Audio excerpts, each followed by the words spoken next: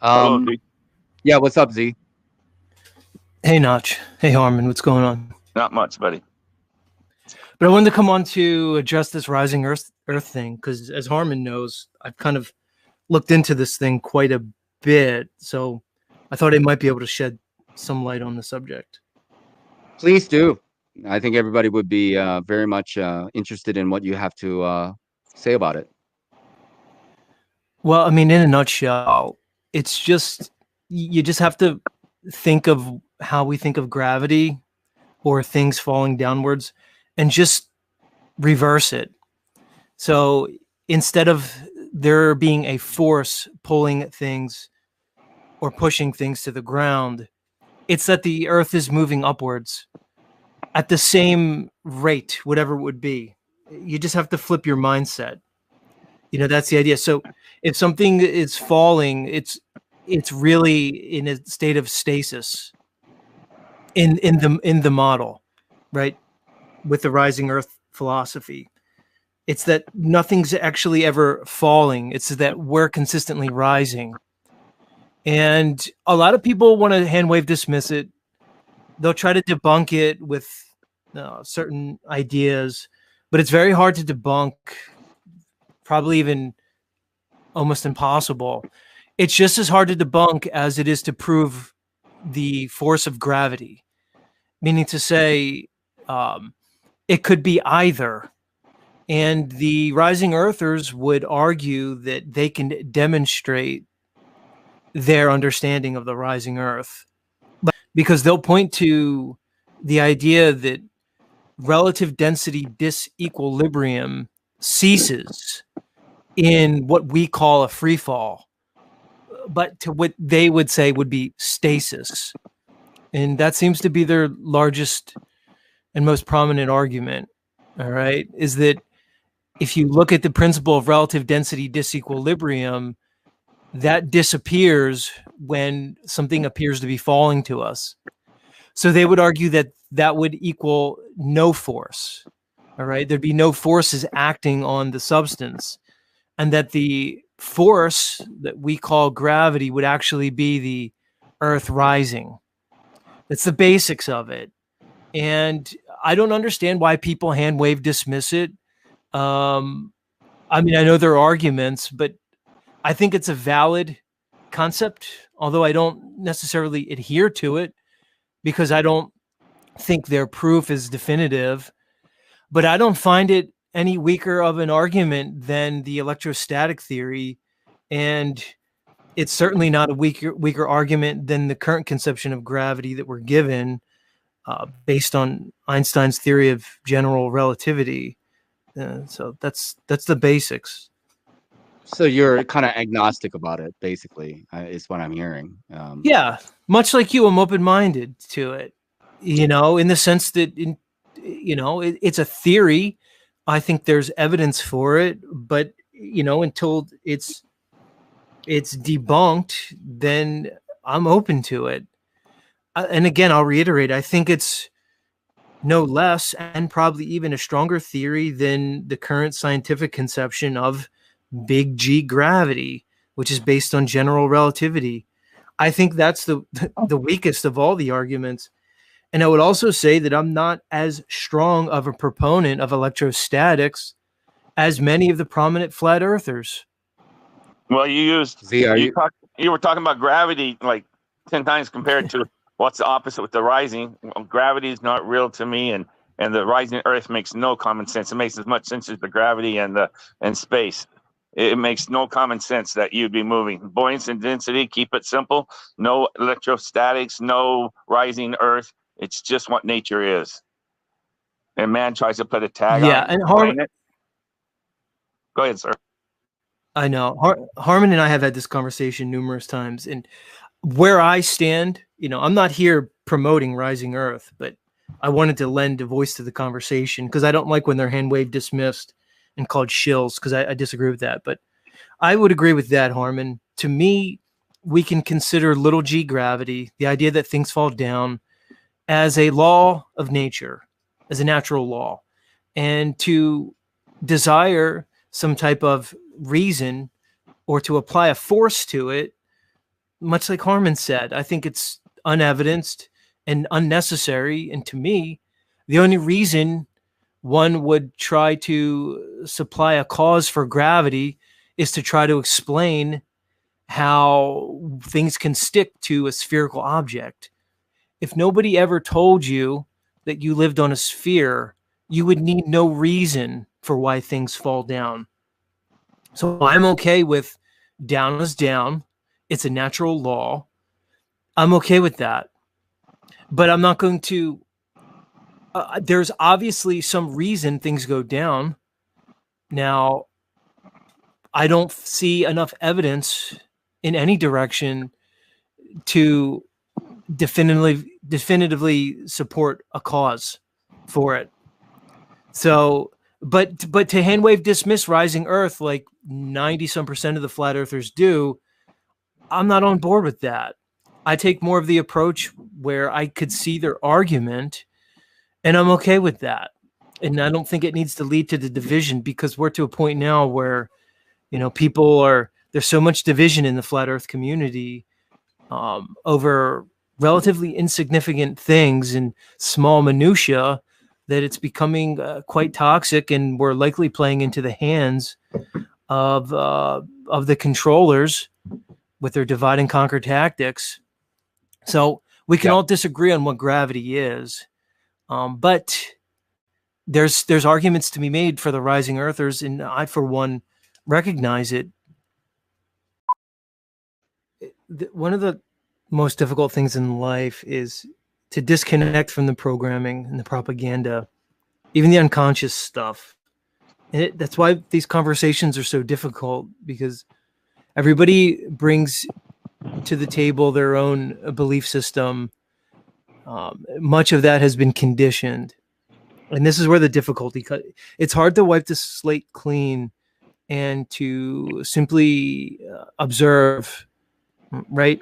And to simply demonstrate things. And this is half the problem with so many things. Even back to the conversation earlier about, this final experiment deal. The idea is that it doesn't debunk a flat Earth, and it doesn't prove a globe. If anything, it just maybe puts into question certain models that people propose regarding the Earth. But in the end, it's if you just base your understanding of our reality on things that could be demonstrated, it helps clear up this topic.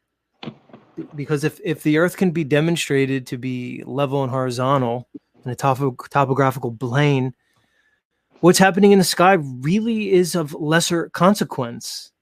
All right. Now, it's still good information, but it's inconsequential in regards to the Earth discussion, because really the sky could be anything. We can't substantiate what the sky is. It's only when we bring in our conditioned belief system that the sky has physicality, that the moon has to be a certain thing or the sun has to be a certain thing.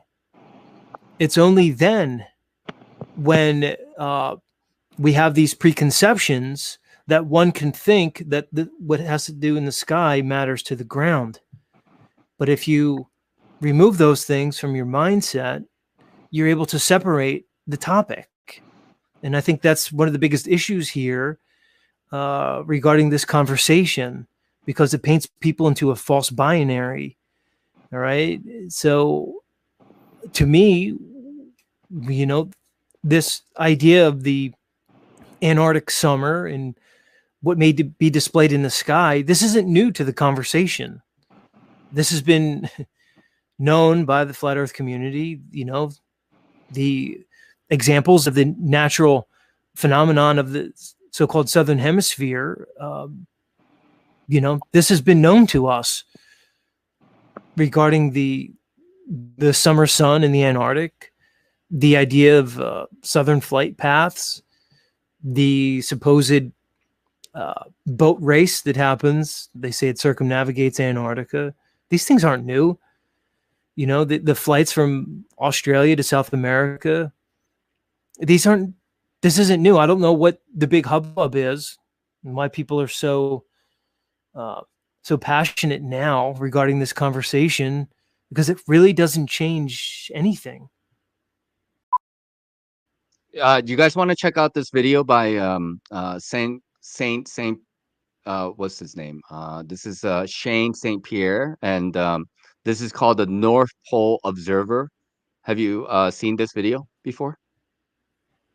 So we can probably talk while it's going because they're just singing and stuff like that. But basically, what this is showing is that there's a kind of a smaller dome circle as these luminaries are flying over, and then that smaller dome circle is representative of your perspective, and so these objects are flying over, but in your individual perspective, it looks like it is rising and then going over and going around and setting, when in fact that is just based on your limitation of your perspective, right? And then but they are actually having this circular motion around the circle, this AE map, as you can see, right? And then a lot of people might question, okay, is this how the sunlight works and stuff like this? Is this what's actually happening? And why is it working kind of like a flashlight? And some people were arguing, I was talking about one of the comments that was made before, that light, some people were saying like, well, if you go high enough, maybe we should be able to see the sun, right? Because it's like, above and it should always be lit. But maybe there's a limitation to, all observation, and also there's the atmosphere and all this kind of stuff. So any thoughts on how, is this somewhat accurate, do you think? Or maybe this is off? What do you guys think about this? Goes back to what I said previously, is that what's happening in the sky can be so many things, and it's only when you bring in a certain understanding, a certain preconditioned understanding, that then people fall down the fallacious path of equating what's happening in the sky with what's happening in the ground. Because whether or not that model is correct, it's showing how our perspective works and the way optics work and our vision it can be multiple things. So, but I understand what they're saying there. He's talking about the dome of vision, which is basically the limits of how far we can see based on angular resolution and things like that. And then showing how perspective works and how the things that you see in the sky are optical. And to try to substantiate them orthographically or physically doesn't match up. So the idea is, just because you can see a 24-hour daylight in the Antarctic summer doesn't necessarily mean that it has to be a globe. That's the whole point with that. And again, it goes back to the our dome of vision and things like that. But the crux of the issue is optics versus physics, because they're two different things.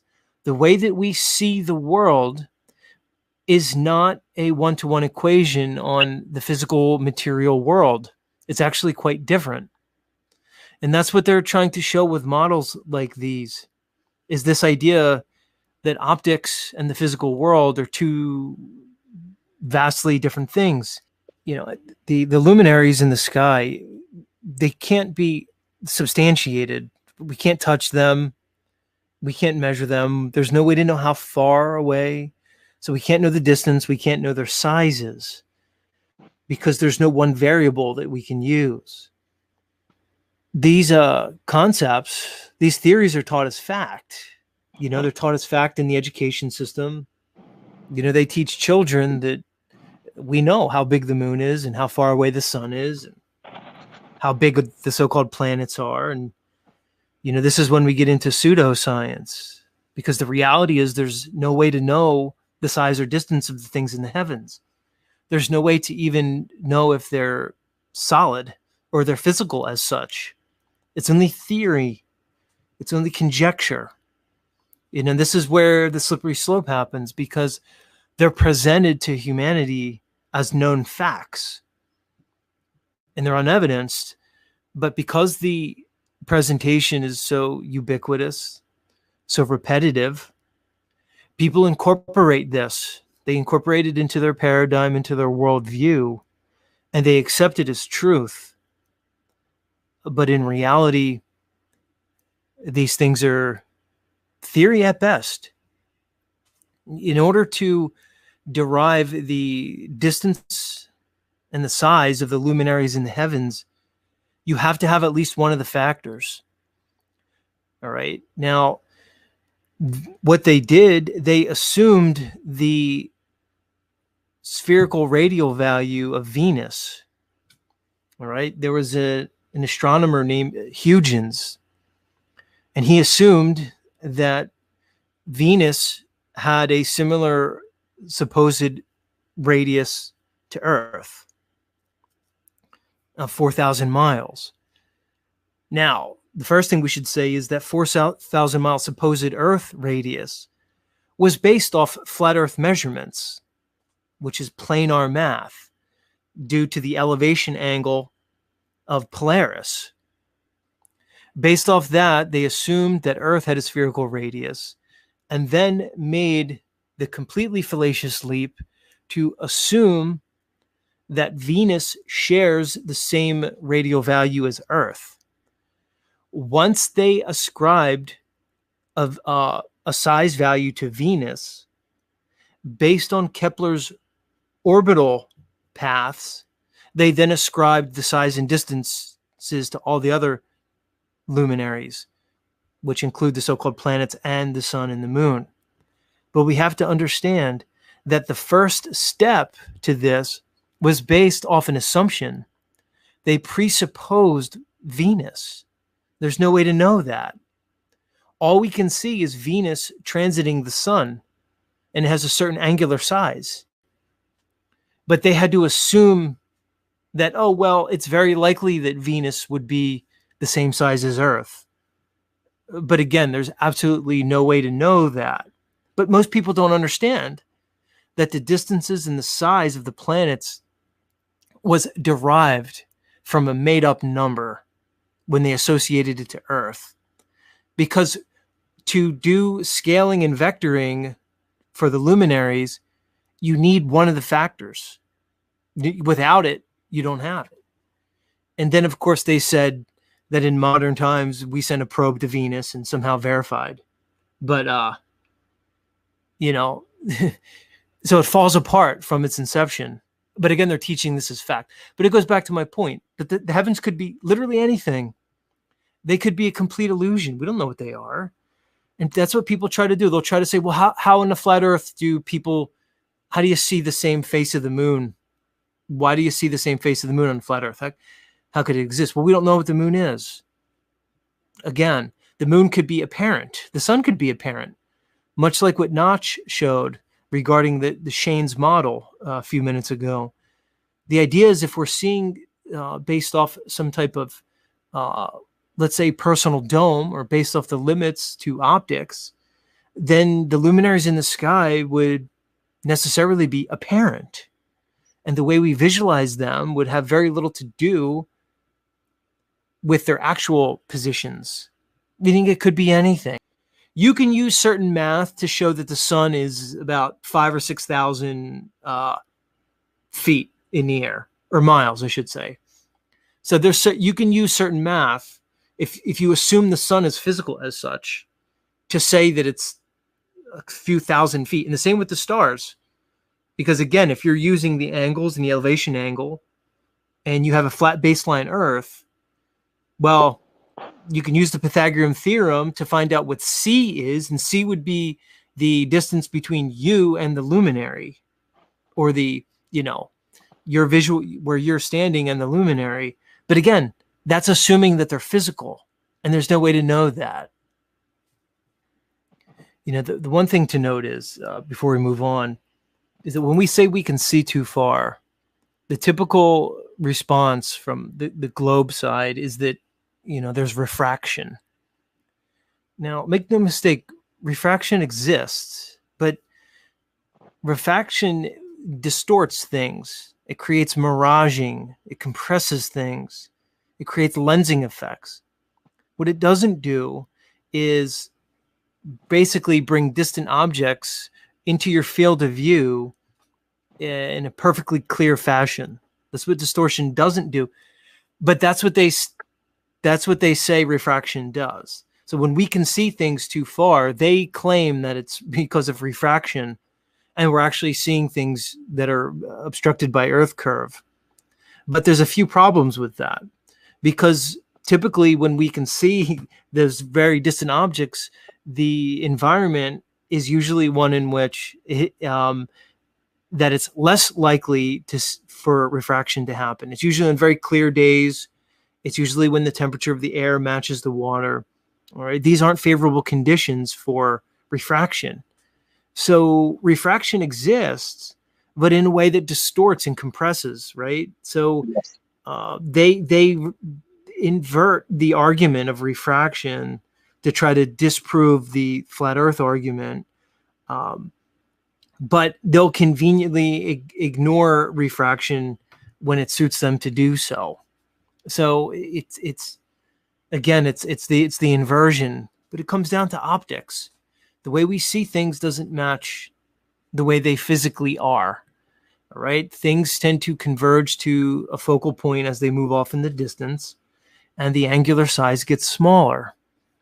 But they are effects from the air, from the atmos, lensing, miraging, compression. We have to take all these factors into consideration. This isn't a one-to-one discussion regarding the things that we see, but we can substantiate things on the ground. We can prove how far away a mountain is and then visualize it. But when it comes to the sky, again, we have no way to prove the distances or the size. They're unsubstantiated. Without one of the factors, discussions of the sky become kind of like what Harmon's saying.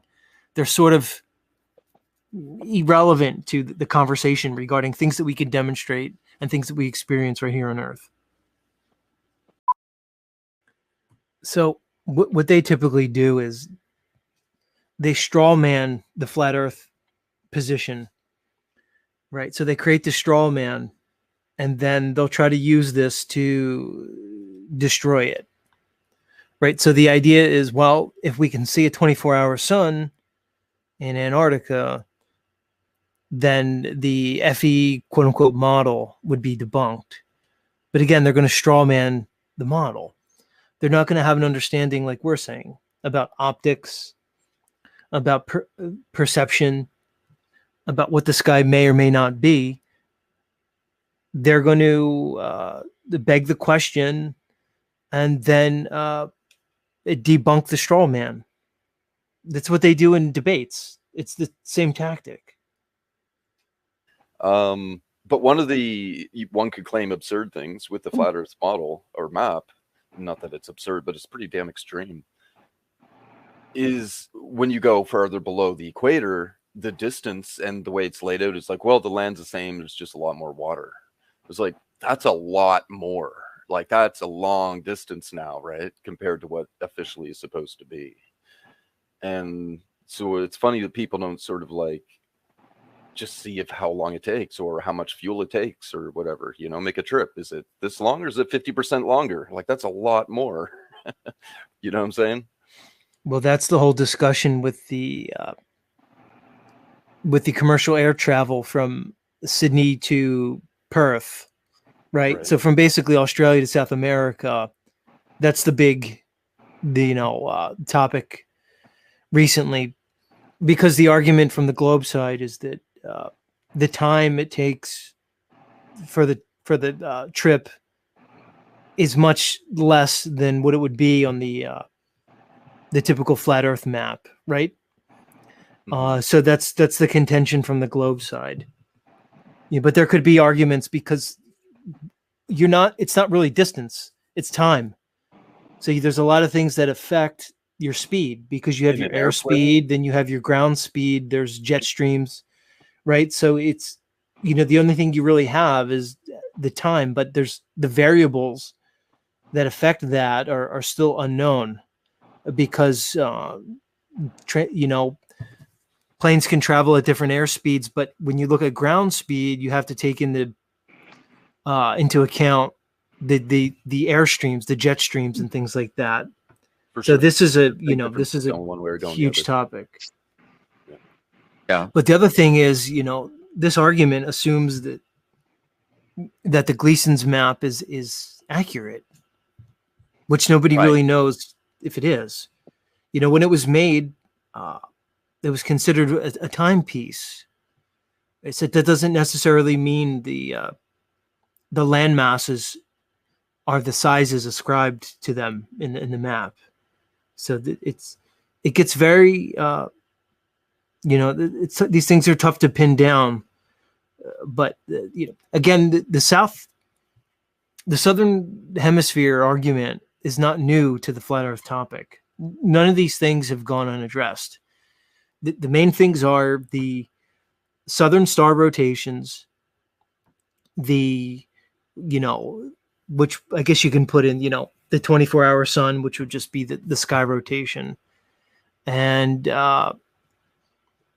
the flight times, and the other big one that the Globies pin their hat on is the idea of the Southern Cross and how it can be visualized from diverse aspects in the South. They claim that you can be in South America, Africa, and Australia, and simultaneously, if you have 3 different people in those 3 locations looking due south, that they can visualize the Southern Cross, which they would argue would be a debunk of the flat Earth. But I would argue it's only would be a debunk of a particular model, and you're also assuming a lot of things there. One would being the cardinal direction that they're looking. Are they all indeed looking due south? Because there's issues with that in the southern hemisphere to derive due south, because magnetic north related to true north becomes an issue. So there's a lot of things that are involved when it comes to this topic. But when I evaluate the arguments from the globe side, they pin their hat like simply the southern star trails, because that's their number one position, is the southern star trails, how they supposedly spin in a different direction in the south. And again, this idea of the Southern Cross supposedly being visible from these 3 diverse locations while looking supposedly south. This is their whole argument. And when he said that the other day, Z, I looked it up, and there's only one day of the year by sun calc, by sun, whatever the daylight thing. There's only one day of the year that all 3 have a little darkness. South Africa would be just the tip of it. Australia would be the tip of it. Of course, South America would be all dark. So it's just one little day that they didn't can do that. So I don't know if you knew that or not. It's only one day. Because those diverse locations would have to be in some degree of darkness, which would only be certain times of the year, which would be in the winter. Yeah. So instead of looking at the star trails, have you thought about it from the moon the visual of the moon perspective? Well, again, it's the argument I made earlier, is that, a globe defender will argue that, why do we only see the one face of the moon? How could that be on the flat Earth if you have a more local moon? But again, we're assuming certain things. Yeah, no, actually, I was referring from north to south in the hemisphere. I'm sorry, say that again. Just like you were with referring to or talking about the star trails, but the same thing, but with the moon. So what you see from the northern or southern hemisphere, right? Like why it flips, you mean? Like why it's inverted? Right, because when you're at the equator, it doesn't do either. It's right in the middle. Yeah. Well, during the certain time of year, of course, to be perfect. Right. So the argument would be perspective. It's the same thing with the star trails. If you're looking one way, you'll see them in a certain position. If you simply turn around and view it from a different perspective, then they'll have different action. It's the same as the moon. It's the idea of a more local moon and things like that. But again, I stick to my primary premise. Why should we assume that the moon is anything? It could be so many things, including some type of apparent projection. So what we see doesn't necessarily mean that the physical object is right there.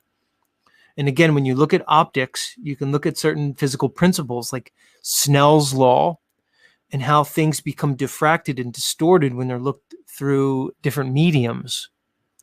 So when we're seeing things in the sky, you can't necessarily assume that you're visualizing line of sight to a physical object. Now, we're taught that, but there's no way of knowing that. So that's the problem when we try to use the sky to demonstrate what the earth is, because we have to make certain assumptions about the sky. But when we talk about the earth that we live on, no assumptions need to be made. So we can demonstrate a level horizontal earth, one in which there's topography, but one in which oceans, when at rest, are level and horizontal. See, that could be substantiated. So the way my mind works, the substantiated, demonstrable proof of the applied physical world, to me, takes precedent over assumptions that we can make about the sky. So it goes back to Nachiketa's point. Well, what does it really matter what the sun does in Antarctica? Because that really doesn't relate to the ground that we could substantiate using certain principles. Yeah, it's a good way to think. Is the greatest possibility, I guess. Statistically thinking, yeah, it's a good point. Which similar is what got me away from flat Earth. Actually, was the coverage of the sun. I assume the coverage of any light source is a circle, and you can't have a half a day and half a night on a flat map with a round circle. I would contend that there's some pieces that you're missing there when you came to your conclusion. I thought about it for quite a few months, so I would love to know what pieces I'm missing. There could be aspects to, like I said the other day, there could be aspects to the model that we have no clue about. Sure. Okay. Some great, difference in the equation of something we completely don't have a clue about. Okay. But typically there's a circle coverage from a light source, and to cover a half circle with a full circle shape, you're going to have, like, London would have to be 24 hours a day all the time, year round, in order to get a 50-50 coverage, because a half a circle's, a half a circle shape, not round. Yeah, but again, you'd be assuming certain things there, right? Because, light can refract in particular ways. And we have to understand that the globe was created off of what we observe here and what we can measure on Earth. So, yeah, the globe, quote unquote, works because it's simply a reverse engineered model based on what can be demonstrated. It doesn't mean that the globe is de facto reality. They basically took the light cycles and then how they are associated with land masses, and then turned it into a globe. It's really no difference. They basically took measurements made on Earth using a flat baseline and planar angles to the heavens, including the sun, and they reverse engineered it into the globe. See, by your logic, you're just assuming and you're begging the question of globe. See, No, but you have to understand the globe matches because it was constructed off of what we observe. I was referring to the flat Earth map. I never said nothing about the globe model. Like, if you take a flat Earth map, right? That's all I was looking at. And I have to assume, and maybe you can say this assumption is incorrect, that on average, but basically, half of the map is daytime and half of the map is nighttime at any given moment. Right, but what you're assuming is you're just projecting a light onto a flat surface. What you're taking out is if there is indeed some type of domed firmament, all right, the way the lensing would work in that environment would not just be, as you said, a 360-degree projected circle. And you could you could demonstrate if you take like a dome and put it over that flat map. And I'm not the biggest proponent of that map, but I'll argue for it for the sake of this discussion. If you took a dome and placed it over that flat map and you shined a light in on it, you would see how the light behaves. And it's not a circle, as you said. If you just took a light source, a singular focal light source, in a uniform medium, and you place that over a flat plane, yes, I could understand your argument, but that's a false equivalency, because there's so much more that goes on with the atmosphere. The atmosphere acts as a type of lens, the atmos. So it's not a one-to-one correlation. That's why I said in the beginning, your argument, although it's well thought out, is missing certain valuable components, and I think is overly simplistic. I started out by saying I agree with the there's definitely a lensing effect that goes on with whether it be atmosphere or something more solid. In any case, yeah, you can see it from winter to summer. It changes. There's massive difference in the size of the stars and how close they seem even. But this is a convex lens. So if the sun was shining onto a dome, then, or even a part of it, it would still be the same shape. So convex lens. You're showing. So what you're showing is parallel rays coming through a convex lens. Right. You're not showing a focal point. This is actually reversed. So you're actually showing what a concave lens would look from a focal point if you just reverse it. So this is not analogous, because again, you're showing parallel rays, but the rays would be divergent. Sure, the sun could be on the side instead of huge, taking up the whole area, but it would still be of convex shape that the light would be going through, which means the coverage is going to get smaller, which doesn't do anything to help the issue I have with the layout. Again, potentially, but again, there's lensing effect in the atmosphere, and again, we're assuming firmament here, which can't be proven, but there's effects that happen in the atmosphere that can loosely be called lensing. So, sure. None of these things would be accounted for either in your description or this image. Oh, I haven't heard anything that solves the problem I have with the sun coverage. There's no way. Like, again, what you're doing is you're straw manning. So what you do is you're straw manning. Hold on. I'm trying not to interrupt you, so I don't know, but to me you appear to be straw manning what the flat Earth conception of the heavens is, what the flat Earth map is, and this is a typical approach that I see in this argument. Is it sure if you straw man what a flat earther believes this world to be, then you argue against the straw man, then you can make your point. I'm trying to dismember or dismantle your straw man conception. It's just a physical setup and an issue that doesn't jive with the physical setup. Now, if you're saying there's other aspects to the physical setup, or things that could affect the physical setup that we don't know about, sure. And if you want to take that approach, we can just say, well, everything's just an imaginary thought in God's mind, and it could be. But then why bother arguing anything? The light can bend and refract in certain ways, okay, based off its position, its apparent position to us, and our location, and how the light interacts with not only our perspective, but also the atmosphere and how that could look, and this has been demonstrated multiple times. So your assumption that it would just be a circular uniform light source, I think is overly simplistic. Well, unsimplify it then for me. That's what I'm attempting to do. Is that it's saying that there's lensing effect. Okay, what is that lensing effect? I bring it up. I show you. But see, here's the thing. I don't have to see. I have no desire or compulsion to supply causes to things that I can't prove, right? So I'm not going to sit here and make up a cause. I mean, I can tell you, I can give you the silence from you, dude. Honestly, it doesn't mean you're just beating around the bush and saying a bunch of nothing, or just throwing things into it to be like, well, what if this or that? You're doing the same thing every anti-flat earther does to a flat earther. You say that we just give word salad when I'm actually giving you a very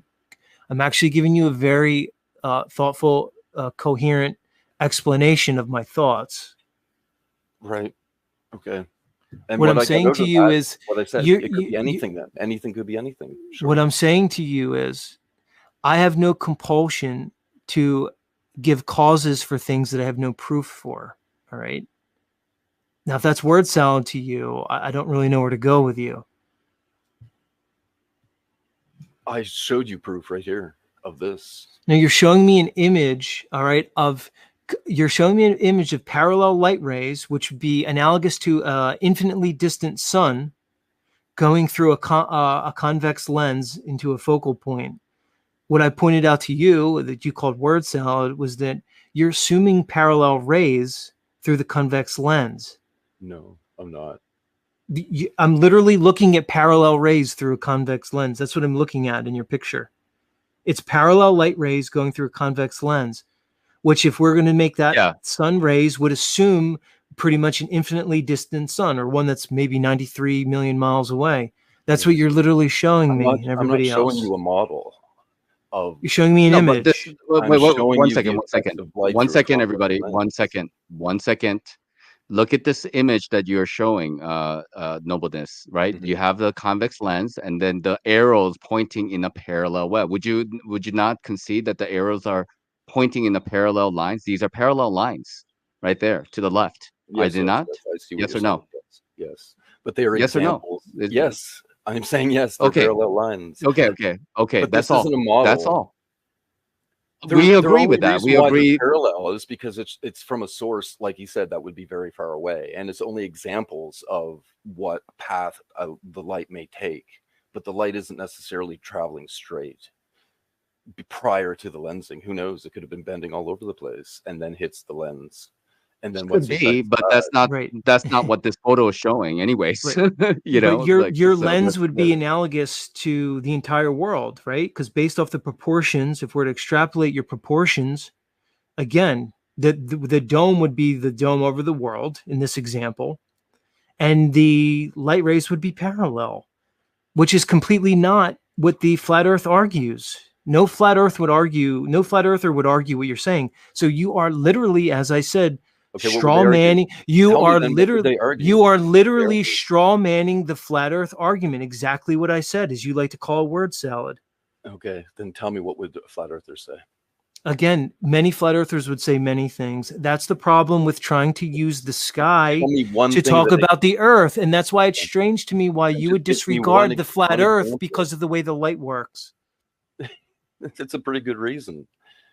Well, give me one example that explains why you can have half a circle covered in light and half a circle darkness with a round sun. Who says there's half of a circle in light and half a circle in darkness? Again, you're straw manning. Humanity does. You can pick up a phone right now and call any place you want to see if it's the sunlight, the current daytime is correct in that spot. You can pick. Let me try to clear something up. A restaurant. Let me just try. And I'm gonna hold on. Let's get this out, Nach. I'm gonna give you the same answer I gave you before. If you took a dome and put it over a flat Earth map and you shined a small flashlight on the outside of it, you would see how that would happen. That's the same answer I'm going to give you. You could see how that could happen. Yeah. No, it's going to make the light. It's going to make the light have smaller coverage, a smaller footprint after a convex lens. In fact, it's an issue. It makes a circle smaller. No, again, because that's only with parallel rays. If you had a small focal point, i.e. like a small focal sun, okay, and you had it outside that dome, and it doesn't even have to be the firmament. It's based off perspective. You're showing an orthographic image that has nothing to do with perspective, okay? You see in a dome, it doesn't even have to be a hard firmament. We can only see so far. When you look in a 360-degree direction, that's the limit of your vision. Okay, so you see in a dome. This goes back to the argument I made previously. This is optics versus physics. And this is why when you're trying to use an optical argument to substantiate a physical world, you're going to fall short. Nothing in your argument is more significant than the idea that large bodies of water are provably level and horizontal. See, that can be touched, it could be measured, it could be tested, and it could be repeated. That's something that we can actually do physical experiments on. How do you test that, or how do you see that?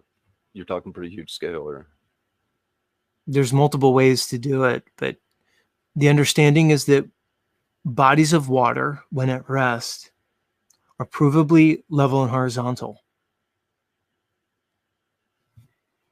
really?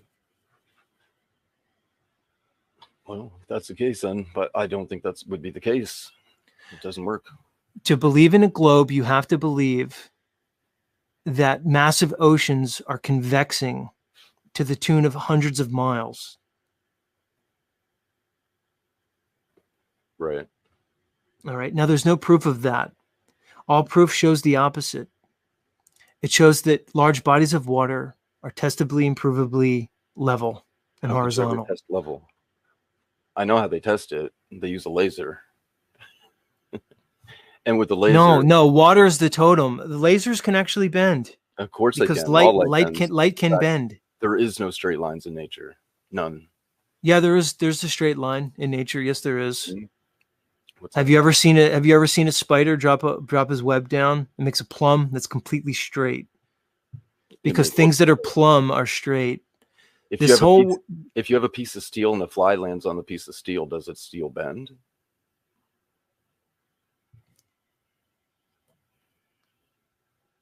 Look, you made a comment that there's no straight lines in nature, but there are.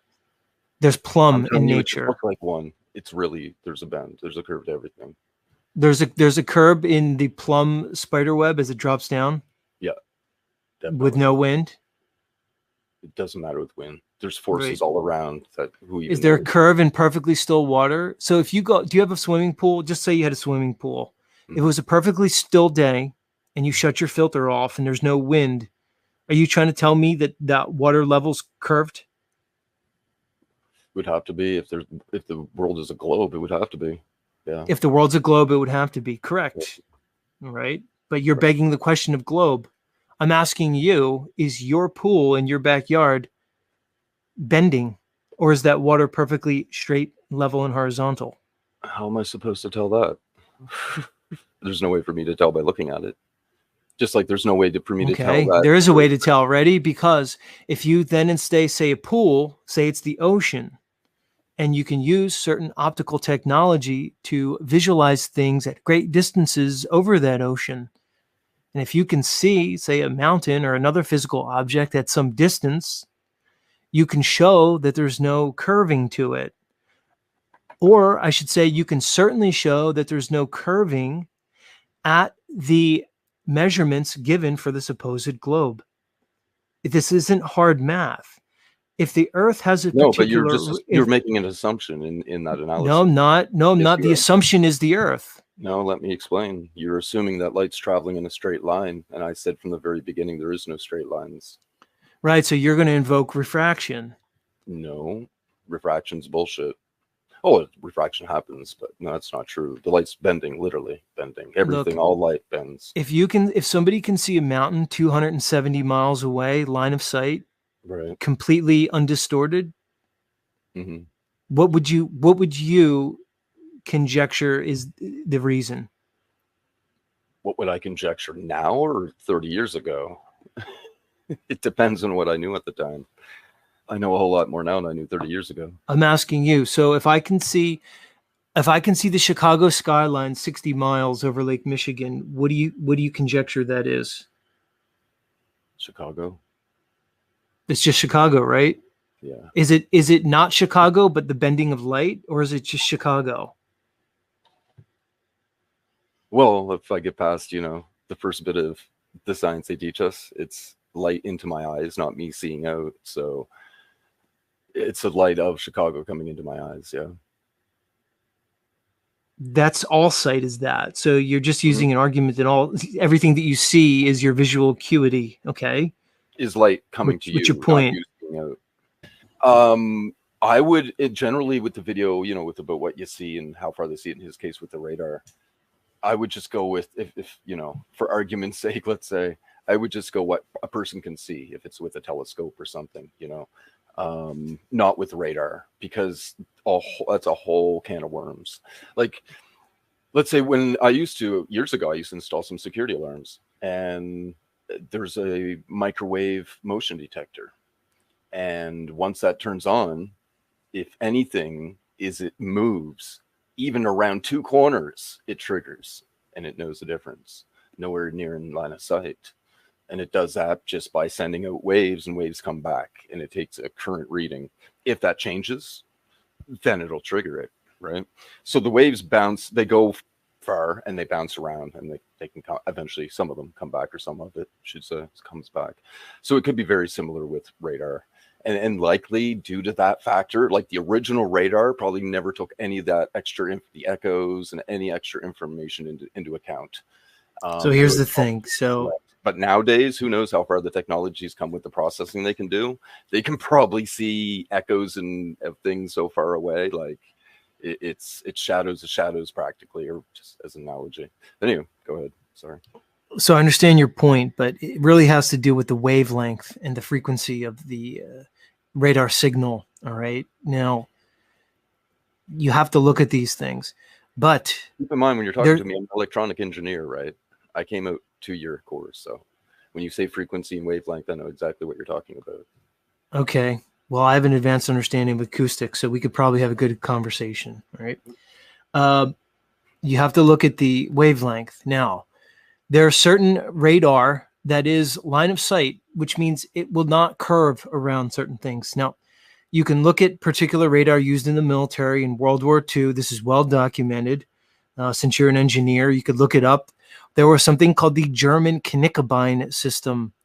Okay. And it was used in targeting over England. All right. It was used in targeting and basically navigation of the German planes.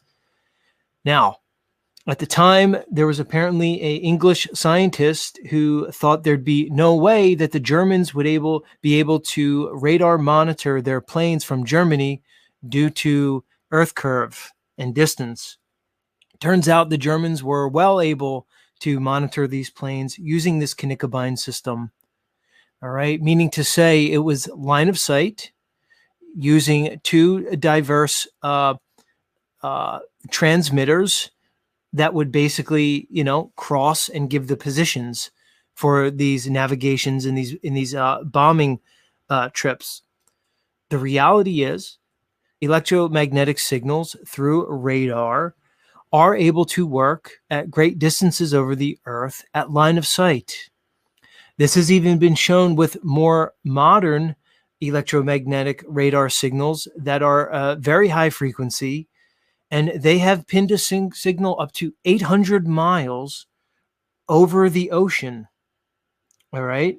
So radar is actually a very strong proof of a level horizontal world. Now, to your point, at very low frequencies with a longer wavelength, you may be able to argue that it can bend and basically go around obstructions. But certainly at the higher frequencies, it cannot. Higher frequencies bounce around more. It's a bouncing, or they call it bouncing, off of objects. Yeah, so, but once it's bouncing, you can't track a thing. Then how toward this and going down? Right. The higher the frequency, the better reception you're going to get. Right, but we're talking about radar where you're localizing. Okay, you're using it for positioning. Where you can't have an echo. It has to be line of sight. Yeah. Why do you think, and this is one of the sort of issues in current science, even, let's say, why do you think what they call it totality, but the full shadow of the moon during an eclipse is as small as it is? Hold on. So you're doing the thing that Nach just said, like, why are we now? We're on the moon. I'm talking about bending of light. That's why. All right. So, and that's my answer. That's why it's small, because the light bends around the moon. The moon. Yeah. So you're going to talk about umbra and penumbra and things like that. Well, let me ask you. I'll retort with a question. Let me ask you. Gets smaller because. Okay. Let me ask you. What other object? When the sun's casting its shadow, what other object casts a shadow smaller than itself? Could you name something? Like, when you're walking down the street, is your shadow smaller than you are? If my theory is correct, then yes. I'm not asking you about your theory. I'm asking you, have you ever observed your shadow or anybody's shadow being smaller than their own body? It's a simple question. My observations are extremely limited. I only have eyes. But I'm asking you. My eyes are just going to estimate? No, because the answer is obviously no. Okay, so have you ever been walking down the street and you see a shadow of a plane, right? Like you'll be walking and then all of a sudden, you know, or maybe you're you're let's say in a plane or somewhere in elevation and you could see on the ground the shadow of a plane. Is the shadow of the plane smaller than the plane itself? I don't know. The answer is no. Here's my point. I'll just cut to the chase. How do you know? How do you know? Because demonstrable reality, that's how. A shadow cast by the sun is never smaller than the object itself. Right. All right. So why should we assume that about the moon? Because see, my point is it's not demonstrated. You're right, because his theory that the moon is casting a shadow smaller than itself is not demonstrated by anything in this reality. Yeah, but I mentioned earlier, like if you have a fly land on a piece of steel, it bends. I can't. What does that have to do with you just said about light bending? Your observational tools are like completely and extremely limited. Your eyeballs can't pick up microscopic or even more minute We're not talking about that. We're Okay, talking about we're talking about substantiated demonstrable reality. We're talking about applied physics. So we're talking about the sun. We're talking about the sun and how it casts objects. So when I point out to you that no object casts a shadow smaller than itself, all right, then so how could the moon, or how could you substantiate that the moon is casting a shadow that's smaller than itself when that can't be substantiated anywhere in nature other than the theory that you just gave me? You can't tell when it's so small. You can't pick that up. You need equipment. Demonstrate what you're saying. And you actually had the audacity to claim that I'm the one saying word salad. That's quite audacious on your part. Try to I don't want to say correct, but rearrange the way you say things, because nothing casts a shadow. That's just not even the proper way. It's blocking light, right? A shadow isn't a thing. And whether you say a sun is casting or the moon is casting, there's no casting. There's nothing coming out. It's only blocking, right? So our whole language, I'm not blaming you for this. It's our whole language is botched, dude. Because there's a certain science that we are trained to think, certain ways we are trained to think. You realize you're obfuscating the point right now, right? I already told you, dude, the light bends. You're never going to see it with your eyeballs. That doesn't even work. What do you mean? You're just saying light bends. Eyeballs. You're saying based on what conditions? You see, you're just making a sweeping generalization saying light bends. Yes, yeah. Everybody knows that.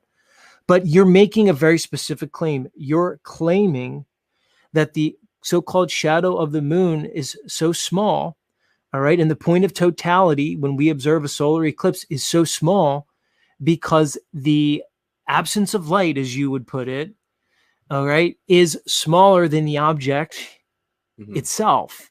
But I'm asking you to demonstrate and substantiate your claim, because the world that I could substantiate and the world that I could demonstrate to you shows consistently that when the sun is shining on an object, the shadow that results from it, or the absence of light that results from it, can never be smaller than the object itself. So why would the moon be any different? It isn't. It wouldn't be. But it is different. It's way bigger. There's a hell of a lot more matter. So again, you're begging the question, you're affirming the consequence, and you're reifying the argument. Okay, you just are assuming. So let me give you a little advice when it comes to discourse. That's why it's called you genuinely don't want to assume the thing that you're trying to prove. If we're trying to prove the size and I distance of wasn't the trying to prove moon based anything. on the I model, told a you theory. can't assume the size and distance of the moon. I wasn't trying to prove anything. You obviously were. This is the discussion. The discussion No, is I said that's what is what I the world? theorized. It's What is the my view cosmology? currently. That's the current discussion. So you can't just claim the thing that you're trying to validate and prove. The only thing I claimed is a theory. I don't know it for a fact.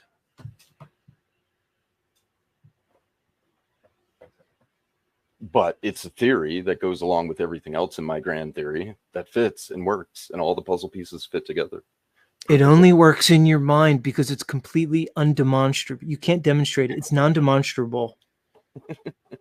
It's a Your beautiful theory about the moon is non-demonstrable. Really? Well, you're free to think that. Okay, so then demonstrate it. When I can tell What is your that theory? What is your theory about the moon, Nobleness? What is your theory about it? What aspect? well, he said of it. He said that the light is bending around the moon to show a smaller, roughly 100-mile diameter totality when the moon is apparently thousands of miles in diameter. That was his point. Yeah, the matter is Ah. causing the light to bend towards it. It's actually due to dielectric charge, but I won't get into that and what that truly is. Cloud. So cloud is going to bend light. It doesn't Maybe we can matter. follow it We're up just by talking about the shadow. What it can be a cloud, it can be a UFO, it can be whatever object that you want it to be. The question is simply, can the shadow be smaller than that object? Yes or no? Yes or no? Are you going to say yes? The way that you're viewing it is from what, okay, most everything in nature doesn't just have one extreme and another extreme. Many things in nature has two turning points, and that's what's involved here. And I can't even get my head wrapped around to explain it at the moment, but we see it all the time.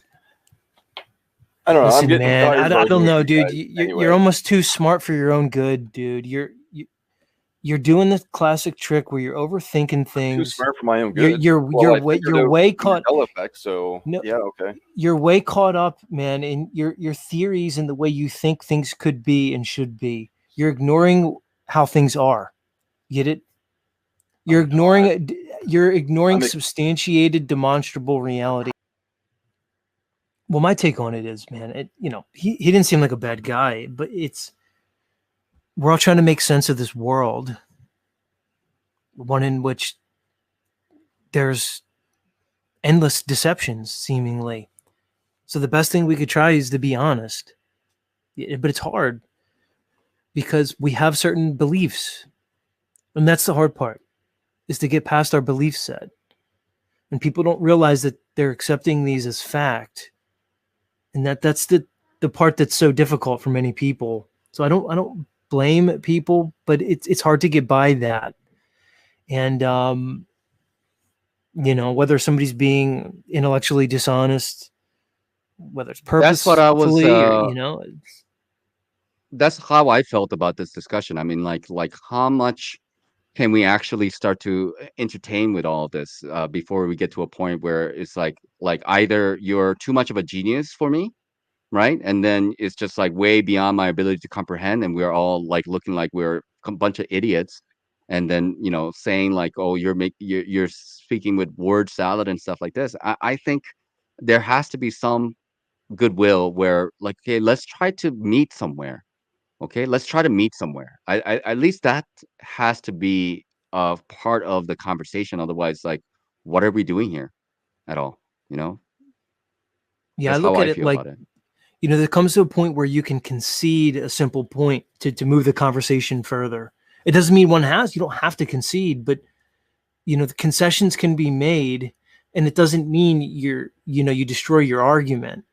It actually strengthens your position because you show yourself to be intellectually, honest to a degree, right? You can concede certain things, because if he can't concede that, the simple thing that objects don't cast shadows that are smaller than the object itself, then I don't know where to go from there. When somebody starts trying to justify the counterpoint when it can't be, then it becomes difficult because it's not. Now, yeah, you can take like if you have if you took like a fly and you put a light bulb right now, a huge light bulb right next to the fly, it's going to cast a smaller shadow. That's not what we're talking about. I asked him, when when an object is casting a shadow from the sun, is the shadow ever smaller than the object? And it never is. So why should we assume that the moon would be casting a shadow smaller than the moon itself? Right. Well, I mean, like, that's assuming the moon is in fact 240,000 miles away, and then it's what, like, 1/4 the size of the Earth. I forgot exactly like how big it is supposed to be. Something like It's like 2,000 fourth, miles in diameter, something like yeah, this. I don't remember. something like that, yeah. So, So like, yeah, the real question is, or the real statement is, we don't know what the moon is in the sky. That's the problem with these arguments. That's why, as I said, in every flat Earth debate, all the opposing side will do is talk about the sky consistently.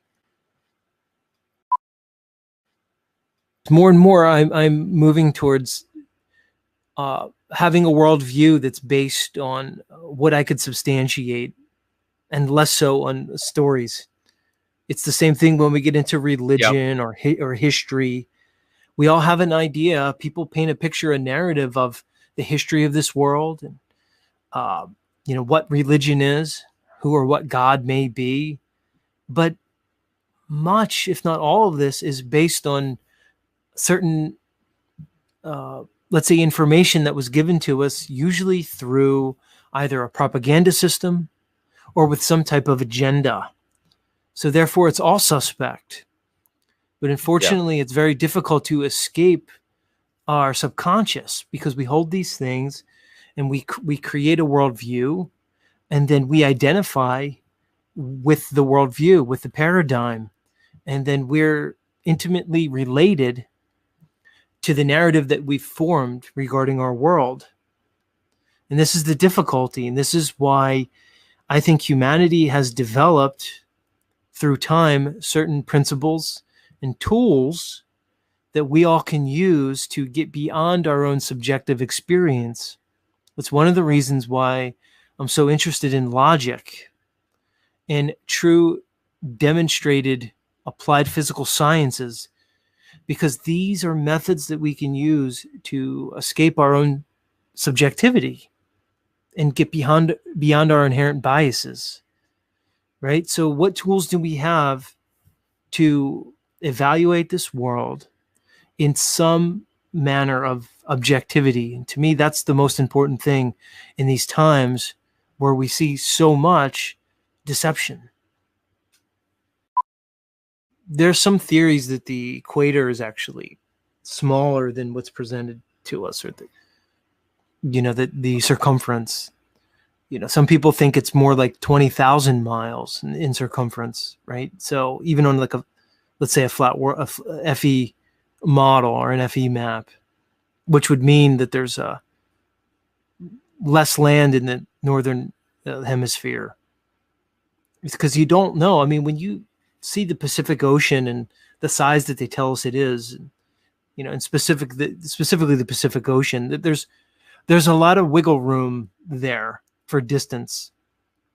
And that's the thing. It's how many people are out navigating the southern Pacific in a real way, charting it out. You would just follow GPS coordinates if you're in a plane or even in some type of shipping vessel. And there is so much unknown. And that begs the question, why? Look, here's the way I look at it. If we supposedly have multiple probes on Mars, multiple countries that have sent crafts to the moon, we have apparently independent companies in low Earth orbit now with Boeing, SpaceX, and again, not to mention all these multiple countries. Well, how do we not have Virgin Galactic? Right. How do we not have access to the extreme north and extreme south? How is this? See, it strains credibility to me. So we could explore Mars, and the moon, but we can't explore right here on Earth, at our own discretion. Something doesn't add up there. And I think that's a big issue for anybody who wants to defend the current globe model, is why would these things be restricted? Why do we need to talk about a few select people going to the 80th South parallel to try to observe what an Antarctic summer would look like? Why isn't that known? Why isn't that already just accepted knowledge that's available for anybody? See, that's the part that's strange. Can we admit that it's a little weird that the solstice and the full moon are showing up at the same time, and it kind of snuck in? I can't say one way or another about that. Yeah, I mean, myself. it's cool, but I mean, the thing is the cycle's predictable and repeatable. I mean, you can predict eclipses out for hundreds and even thousands of years, and they're accurate. And I was looking at with the last solar eclipse that we had here recently in North America, I guess it was in April, I was looking in books from the 1800s, and they had the exact path, right, of totality exactly, and the exact date pegged in the 1800s. And in this book, they had it all. It was documented for hundreds of years into the future. So, these things are known, and they certainly happen with some degree of periodicity. And that, to me, is the amazing part. Is that, it's such a accurate and complex timepiece that really never fails. And that's so interesting to me, which I think, really lends credibility to the idea that we live on a fixed Earth and the heavens move like a timepiece above us. That's what's fascinating to me. And there's so many celestial events that when they synchronize are, I think, of significance, whether it's, the so-called planets when they have certain alignments, or, any type of thing like that, or the eclipse. And I think there's great power in it. And I think what has happened is we've been conditioned under this mindset of scientism. And I think it's been a concerted effort to basically demystify the world. And they supply us with these answers to the natural phenomena that we all observe. And they tell us that science has it figured out. And what it does, it basically entrenches us into the physical. And unfortunately, when we basically peel back the curtain, of so-called science, we find that many of the things that they're stating as fact are merely based on presuppositions, and theory. And then they build off these assumptions. So the whole moon thing is fascinating. I mean, we can go off on the moon, man. The idea of the moon cycle, how it relates to the months, how it doesn't relate to the months. It's very strange how they've altered our understanding of time, and they've taken it away from the heavens, because it shouldn't be hard to have a month. It's basically 29 and a half days, but they give us like 30 days, 31 day months, because they try to match it up with the year. And it's strange how we conceive of time, and then even more so the idea of that they give us days of the week. There's 7 days in a week, but I consistently argue that that's 100% arbitrary. This idea of 7 days, there's no representation of a week in the heavens. We have moon cycles, we have the day cycle, right? And we have the yearly solar cycle. Does that make sense to me? But I don't understand where a 7 day week fits in, this arbitrary 7. And, I've looked into it somewhat, and there's a lot of different explanations. primary one is the Bible, right? God created the world in Yeah. 6 days, rested on the seventh. But other than that, other than these conventional explanations, there's no representation of that seven. But think about how much we're impacted by the idea of the days of the week. So much so that they have their own energy, they have a feel to them, and we operate our lives by them. Oh, it's Friday night, that feels a certain way. Or Monday morning obviously feels a certain way. But to me, Yeah. it's so absurd because of the arbitrary nature. And I think it lends to the idea of how we can be controlled by people with particular interests to set our minds in ways. Because really the only measure of time is what's happening in the sky, and how amazing that the sky is so periodic that we can base time off of it. I don't know how we would have a concept of time without the sky. It's strange to me how we can conceive time if we didn't have that. I don't know how we would. Yeah. I guess maybe you could come up with a way, but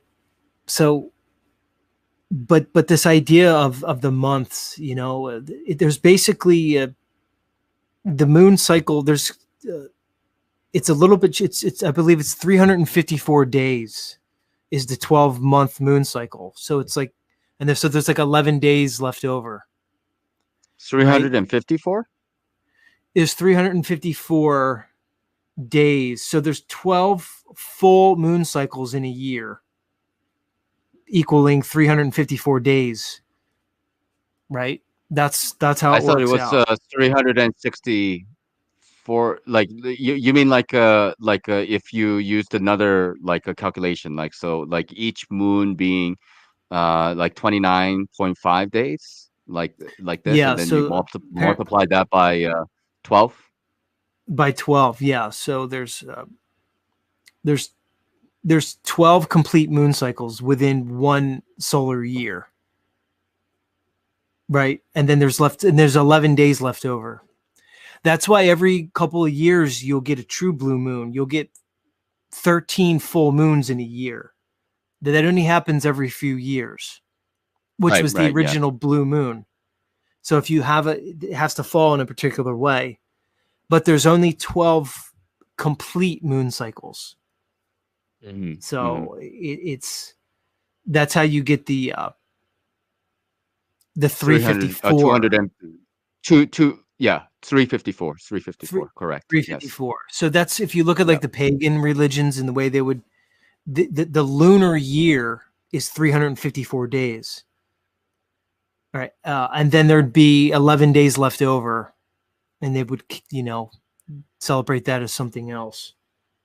So just to clarify, to clarify for everybody, it's like what Z is talking about is 29.5 days of average, and then you multiply that by 12 and you will get 354 days, because the 0.5s, there will be 12 of them, so that will be 6 days, and you add that for 290 plus 58 plus 6 and you get 254. Yeah. Like people say there's 13 moons. There's not 13 moon cycles. That's a common misconception. 354. Yeah. People commonly say there's 13 moon cycles, but it's actually closer to 12 with the 11 days left over. Right? But again, you can get 13 full moons every few years. And that's the blue moon. But as far as complete moon cycles, there's 12. So this is where things get, and as somebody mentioned, there's I think the metatonic cycle, where every 19 years it'll reset. So it synchronizes back with the solar cycle every 19 years. It's pretty wild to think about the whole thing, and just to talk about some basic stuff with people, and I find it really difficult because, like, we have a very a small like fraction. I don't know. It's hard to say like how many people are flat earthers or how many people are really into the conspiracy, but I would say that the number of people are still in the minority. And like, are we are we tackling this with this idea that we have the objective truth in mind, or are we actually going insane? Of course, nobody thinks that they're uh batshit crazy. Every once in a while I kind of do think so, but like there's kind of rhyme and reason as to why I you know kind of think and feel the way I do. It makes sense to me, even though it might not make sense to everybody else. So I don't know. Well, I think that's healthy, Notch, that you question your. I do it to myself every day. I do like a reality check on myself. I go, okay, the things that I accept about my reality, what am I basing them on? And am I consistently trying to falsify my beliefs? Because if you're interested in truth, that should be your goal. You should be forever trying to falsify the things that you believe in. That way you can move beyond beliefs. But it's not a journey for the faint of heart. And it's one of the reasons why I think so few people engage in intellectual honesty or the so-called pursuit of truth, because it's difficult and there's consequences. And the consequences are real. So it's informing a lot of how I'm behaving lately towards other people, in a sense where I cut people a lot of slack now, right? And I'm trying to take the high road in my discourse with people, because I understand that there's so much deception that we are all subject to from a very early age. So much so that it becomes very hard to discern a true thing from a false thing. I was pointing out the Freemasons mainly because I just want people to be understanding that they have a sworn like oath to the Freemasonry, and then afterwards they can swear to the Bible or the Gita or whatever else. It doesn't matter because they've already sworn to the Freemasonic lodge, and that comes first for everybody. So that's not to say that I believe that Will Duffy or anybody else is a Freemason, but it's not enough, at least from my position, to say that that is going to be legit. That when he says that he's not a part of a three-letter agency or a secret society, liars are going to lie. So that's, just because they swore on the Bible or the Gita or whatever scripture, liars are going to lie is what my point was with my presentation. That's really what I want to get across for everybody. Yeah, there's also the idea of, how deep is the lie? How high does it go? And who's in on it? Because we may be dealing with a situation where there may be a lot less people in on it than one may imagine. For instance, it's, to me, conceivably possible that Elon Musk may actually believe that he is who he's portrayed to be. Well, that might sound crazy to some people, but he may think he's actually sending missions to Mars and that he's docking with the ISS with his SpaceX. He may actually believe the narrative. This is how deep it may go. There may be a lot less people in on it than some may believe. Now, this could even extend to politics. What do the presidents actually know? They may think that they're running the country and they're in charge, and that the buck stops with them. It would make them a more more controllable, and it would be much more realistic in terms of the presentation if they actually believed it. Is it possible they're mind controlling these astronauts? Do they actually believe that they're going to the moon and in space? It may go so deep that we don't, or it could be the opposite. There could be a whole group of people that are completely colluding to give us this false reality presentation. They may not even be human as such, because I have a difficult time believing that so many men and women, true mankind, could actually be perpetrating such lies, because it would take such a degree of psychopathy. Right. That to me, that strains credibility. But see, I don't know. I'm not them. My mindset says it's more of a spiritual issue here, and that people are being influenced on a energetic, mental, and conscious level to behave and act in the ways that they do, and that at some point they become compromised in certain ways that prevents them from coming forward.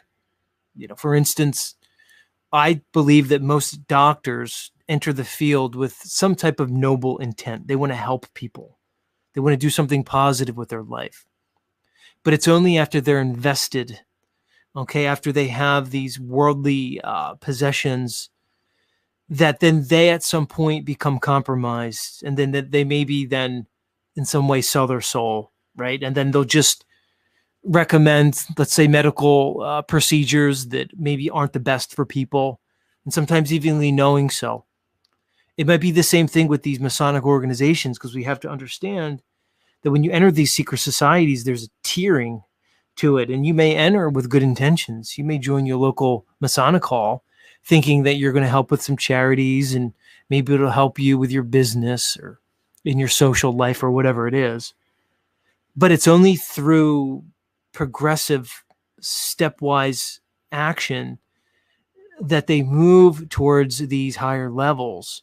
And then at some point, they're so ingrained in it that they become compromised.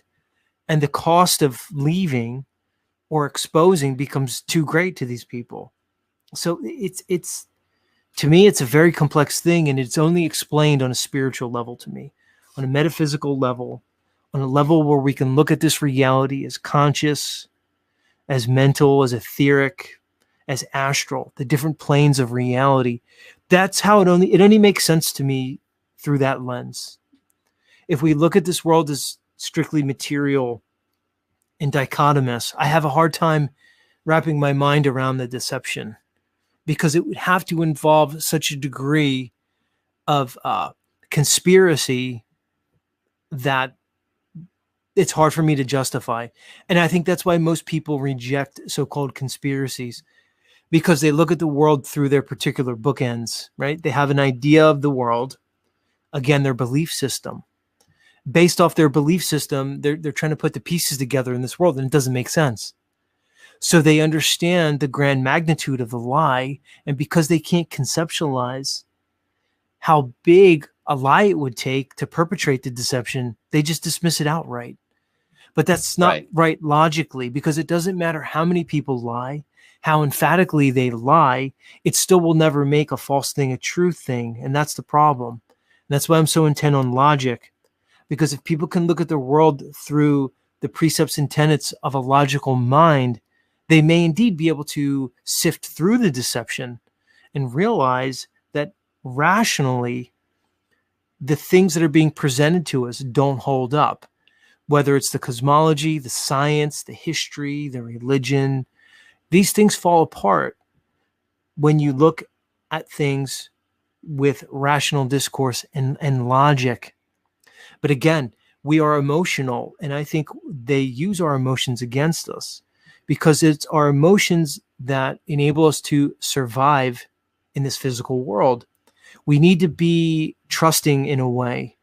We need to bond with people emotionally in a way, and that makes us vulnerable. It also makes us very strong, but there's a vulnerability when it's exploited, and I think that's how they do it.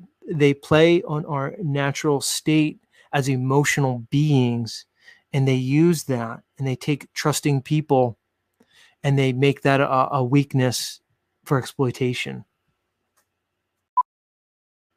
Yeah, can we entertain Lou here for a minute? So the question is, I'm dead serious. What would change if it were proven that they lied and the earth is flat? What would change in this mess at Zetetic Warrior and Nachiketa or anyone? What one discovers when they realize that we've been deceived about the cosmology is that we are living in a creation. There's no Big Bang, and that the idea of macroevolution is a complete falsehood. Once one is under the understanding that they live in a created world, they necessarily understand that there was a creator. call it God, call it source, call it whatever you want. This understanding that there's a creator goes against everything that is being presented to us through their so-called science, their academia, and their governments. They're presenting us with a world that is purely physical in nature, a world, again, that you and I and all of us evolved over billions of years from basically inanimate objects through a process of abiogenesis and macroevolution into the complex beings that we are. This is the world they're presenting. They're presenting a world that we live on an insignificant so-called planet in a small corner of the galaxy, which exists amongst infinite other galaxies in an ever-expanding universe. If you want to know what the flat Earth reveals, that's what it reveals. It reveals that as opposed to being insignificant nothings on a speck of dust, we are indeed important. We are at the center of creation with a creator being that had us in mind in a reality that we are central to. It gives us a sense of agency. It gives us a sense of importance. It implies morality, ethics, principles, values. This is what this is, way beyond the shape.